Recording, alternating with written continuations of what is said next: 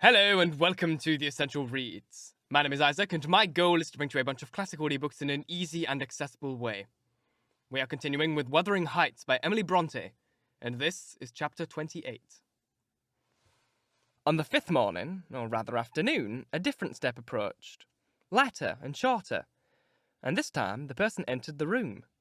It was Zillah, donned in her scarlet shawl, with a black silk bonnet on her head, and a willow basket swung on her arm. "Eh, dear Mrs. Dean!" she exclaimed. "Well, there is talk about you at Gimmerton. Never thought but you were stuck in the Black Horse Marsh. And Missy with you till Master told me you'd been found and lodged you here. What, and you must have gotten on an island, sure? And how long were you in the hole? Did Master save you, Mrs. Dean? But you're not so thin. You've not been so poorly, have you?"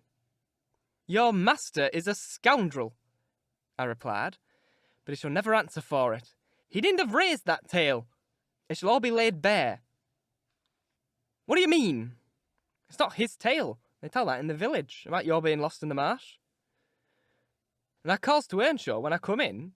There's queer things, Mr. Ayrton, happened since I went off. It's a sad pity of that lackly young lass and that cant Nelly Dean." He stared.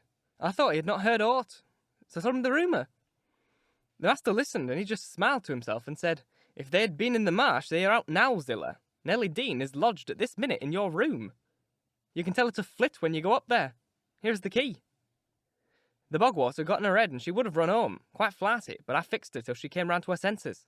You can bid her to go to the Grange at once if she be able, and carry a message from me that her young lady will follow in time to attend the squire's funeral."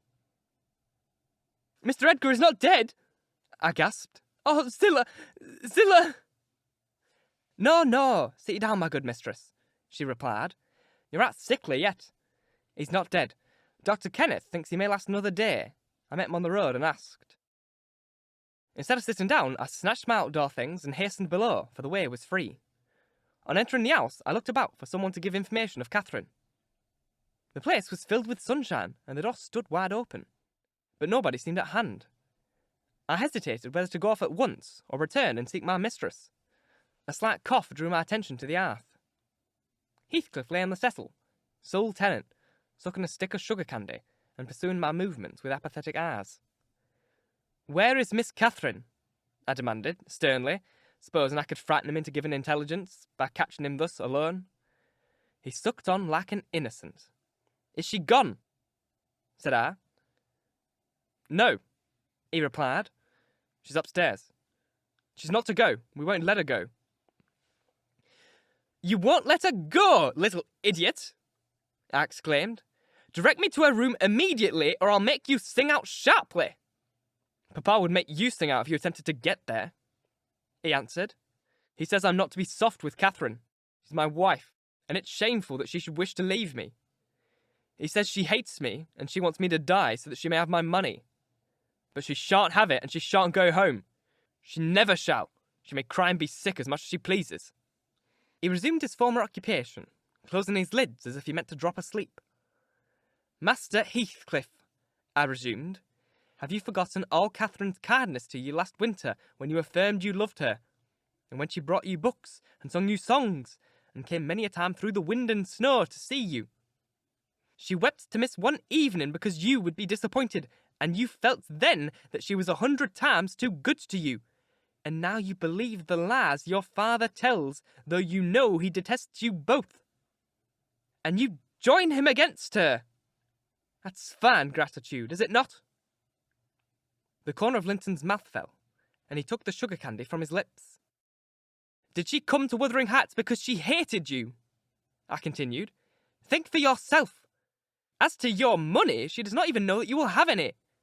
And you say she's sick, and yet you leave her alone up there in a strange house. You, who have felt what it is to be so neglected. You could pity your own sufferings, and she pitied them too, but you won't pity hers. I shed tears, Master Heathcliff, you see. An elderly woman, and a servant merely. And you, after pretending such affection, and having reason to worship her almost, store up every tear you have for yourself, and lie there quite at ease. You're a heartless, selfish boy." "I can't stay with her," he answered crossly. "I'll not stay by myself. She cries so I can't bear it. And she won't give over, though I say I'll call my father. I did call him once, and he threatened to strangle her if she was not quiet. But she began again the instant he left the room, moaning and grieving all night long, though I screamed for vexation that I couldn't sleep. Is Mr. Heathcliff out? I inquired, perceiving that the wretched creature had no power to sympathise with his cousin's mental tortures. He's in the court, talking to Dr. Kenneth, who says uncle is dying truly at last. I'm glad, for I shall be master of the Grange after him, and Catherine always spoke of it as her house. It isn't hers. It's mine. Papa says everything she has is mine. All her nice books are mine. She offered to give me them, and her pretty birds, and her pony Minnie, if I would get the key of our room and let her out. But I told her she had nothing to give. They were all mine. And then she cried and took a little picture from her neck and said I should have that 2 pictures in a gold case. On one side her mother, on the other uncle when they were young. That was yesterday. I said they were mine too and tried to get them from her. The spiteful thing wouldn't let me and hurt me. I shrieked out. That frightened her. She heard Papa coming and she broke the hinges and divided the case and gave me her mother's portrait. The other side she attempted to hide, but Papa asked what was the matter and I explained it. He took the one I had away and ordered her to resign hers to me. She refused. And he struck her down and wrenched it off the chain and crushed it with his foot. And were you pleased to see her struck? I asked, having my designs and encouraging his talk. I winked. He answered. I winked to see my father strike a dog or a horse. He does it so hard. Yet I was glad at first. She deserved punishing for pushing me. But when Papa was gone, she made me come to the window and show me her cheek cut on the inside against her teeth, and her mouth filling with blood. And then she gathered up the bits of the picture and went and sat down with her face to the wall. She's never spoken to me since, and sometimes I think she can't speak for pain. I don't like to think so, but she's a naughty thing for crying continually, and she looks so pale and wild I'm afraid of her. And you can get the key if you choose, I said. Yes, when I'm upstairs, he answered, but I can't walk upstairs now. In what apartment is it? I asked. Oh, he cried, I shan't tell you where it is. It's our secret. Nobody, neither Hareton nor Zillah are to know. There, you've tried me. Go away. Go away. And he turned his face onto his arm and shut his eyes again. I considered it best to depart without seeing Mr. Heathcliff, and bring a rescue. And bring a rescue for my young lady from the Grange. On reaching it, the astonishment of my fellow servants to see me, and their joy also, was intense. And when they heard that their little mistress was safe, 2 or 3 were about to hurry up and shout the news at Mr. Edgar's door. But I bespoke the announcement of it myself. How changed I found him even in those few days! He lay an image of sadness and resignation waiting his death. Very young he looked, though his actual age was 39. One would have called him 10 years younger, at least. He spoke of Catherine, for he murmured her name. I touched his hand and spoke. Catherine is coming, dear master, I whispered. She is alive and well, and will be here, I hope, tonight. I trembled at the first effects of this intelligence. He half rose up and looked eagerly around the apartment, and then sank back down in a swoon. As soon as he recovered, I related our compulsory visit and detention at the Hearts. I said Heathcliff forced me to go in, which was not quite true. I uttered as little as possible against Linton, nor did I describe his father's brutal conduct, my intentions being to add no bitterness, if I could help it, to his already overflowing cup. He divined that one of his enemy's purposes was to secure his personal property, as well as the estate to his son, or rather himself. Yet why he did not wait till his decease was a puzzle to my master, because ignorant how nearly he and his nephew would quit the world together. However, he felt that his will had better be altered. Instead of leaving Catherine's fortune at her own disposal, he determined to put it in the hands of trustees for her use during life, and for her children's, if she had any, after her. By that means, it could not fall to Mr. Heathcliff should Linton die. Having received his orders, I dispatched a man to fetch the attorney, and 4 more, provided with serviceable weapons, to demand my young lady of her jailer. Both parties were delayed very late. The single servant returned first. He said Mr. Green, the lawyer, was out when he arrived at his house, and he had to wait 2 hours for his re-entrance. And then Mr. Green told him that he had a little business in the village that must be done, but that he would be at Thrushcross Grange before morning. The 4 men came back unaccompanied also. They brought word that Catherine was ill, too ill to quit her room, and Heathcliff would not suffer them to see her. I scolded the stupid fellows well for listening to that tale which I would not carry to my master, resolving to take a whole bevy up to the Hats at daylight and storm it, literally, unless the prisoner were quietly surrendered to us. Her father shall see her, I vowed and vowed again, if that devil be killed on his own doorstones in trying to prevent it. Happily, I was spared the journey and any trouble. I'd gone down the stairs at 3 o'clock to fetch a jug of water, and was passing through the hall with it in my hand when a sharp knock at the front door made me jump. "Oh, it's Mr. Green," I said, recollecting myself.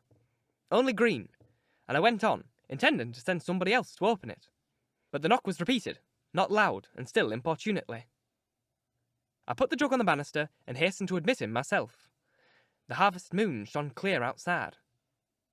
It was not the attorney. My own sweet little mistress sprung on my neck, sobbing, "Ellen, is Papa alive?" "Yes," I cried. "Yes, my angel, he is. God be thanked you are safe with us again." She wanted to run, breathless as she was, upstairs to Mr. Linton's room. But I compelled her to sit down on a chair and made her drink and wash her pale face, chafing it into a faint colour with my apron. Then I said I must go first and tell of her arrival, imploring her to say she should be happy with young Heathcliff. She stared, but soon comprehending why, I counselled her to utter the falsehood. She assured me she would not complain. I couldn't abide to be present at their meeting. I stood outside the chamber door a quarter of an hour, and hardly ventured near the bed then. Catherine's despair was as silent as her father's joy. She supported him calmly in appearance, and he fixed on her features his raised eyes that seemed dilating with ecstasy. "He died blissfully, Mr. Lockwood. He died so." Kissing her cheek, he murmured, "I am going to her, and you, darling child, shall come to us." And never stirred or spoke again, but continued that rapt, radiant gaze till his pulse imperceptibly stopped and his soul departed.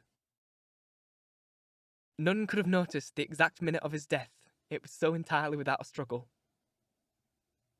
Whether Catherine had spent her tears, or whether the grief were too weighty to let them flow, she sat there dry-eyed till the sun rose. She sat till noon, and would still have remained brooding over that deathbed, but I insisted on her coming away and taking some repose. It was well I succeeded in removing her, for at dinner-time appeared the lawyer, having called at Wuthering Heights to get his instructions how to behave. He'd sold himself to Mr. Heathcliff, and that was the cause of his delay in obeying my master's summons. Fortunately, no thought of worldly affairs crossed the las's mind to disturb him after his daughter's arrival. Mr. Green took upon himself to order everything and everybody out of the place. He gave all the servants but me notice to quit. He would have carried his delegated authority to the point of insisting that Edgar Linton should not be buried beside his wife, but in the chapel with his family. There was the will, however, to hinder that, and my loud protestations against any infringement of its directions. The funeral was hurried over. Catherine, Mrs. Linton Heathcliff now, was suffered to stay at the Grange till her father's corpse had quitted it.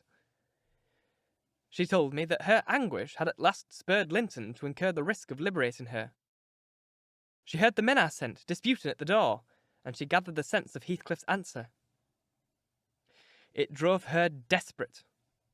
Linton, who had been conveyed up to the little parlour soon after I left, was terrified into fetching the key before his father reascended. He had the cunning to unlock and relock the door without shutting it. And when he should have gone to bed, he begged to sleep with Ayrton, and his petition was granted for once. Catherine stole out before the break of day. She dare not try the doors, lest the dogs should raise any alarm. She visited the empty chambers and examined their windows, and luckily, lighting on her mother's, she got easily out of its lattice and onto the ground by means of the fir tree close by. Her accomplice suffered for his share in the escape, notwithstanding his timid contrivances. Thank you so very much for listening. If you enjoyed, please like, comment, share, all that jazz. And if you really enjoyed, do subscribe, because there is more to come. About 5 chapters left. And I don't really know how this is going to end, but I'm looking forward to it. I hope that things go for the better for Catherine. I just want her to be okay. She doesn't deserve any of this awful, awful, awful, awful BS that is happening to her. If you're listening on podcast, please leave a review, as it helps get this in front of as many people as possible, and reading your reviews really makes my day. And if you want to support the show further, there is a Ko-Fi link now on screen on YouTube or in the episode or description notes. If you're on podcast platform, I don't actually get paid for podcast listens, so any extra support you can give me through that link would be absolutely wonderful. Once again, thank you very, very much for listening, and until next time, bye-bye.